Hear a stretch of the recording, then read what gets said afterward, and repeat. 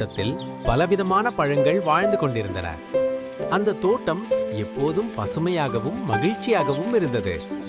அங்கே மாம்பழம், வாழைப்பழம், ஆப்பிள், திராட்சை, ஆரஞ்சு எல்லாம் நண்பர்களாக இருந்தன.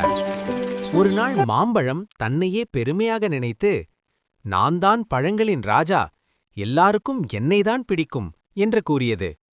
அதை கேட்ட ஆப்பிள் சிரித்து, அது சரி, ஆனா நானும் ரொம்ப ஆரோக்கியமான பழம், மருத்துவர் கூட தினமும் என்னை சாப்பிட சொல்வாங்க என்றது.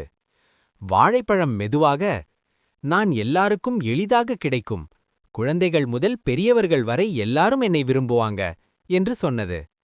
இப்படி எல்லா பழங்களும் தங்களுடைய சிறப்பை சொல்லிக்கொண்டு வாதம் செய்து கொண்டிருந்தன. அந்த நேரத்தில் ஒரு சிறிய குழந்தை அந்த தோட்டத்துக்கு வந்தது. அது மிகவும் பசியாக இருந்தது. குழந்தை எல்லா பழங்களையும் பார்த்து, எனக்கு எல்லா பழங்களும் வேண்டும், ஒவ்வொன்றுக்கும் ஒவ்வொரு சுவையும் பலனும் இருக்கிறது என்று மகிழ்ச்சியாக சொன்னது. அதை கேட்ட பழங்கள் எல்லாம் ஒன்றாக உணர்ந்தன. நாம் எல்லாரும் தனித்தன்மையுடையவர்கள்தான், ஆனால் ஒன்றாக இருந்தால்தான் முழுமை என்று முடிவு செய்தன. அந்த நாள் முதல் அவை போட்டி போடாமல் ஒன்றாக மகிழ்ச்சியாக வாழ்ந்தன.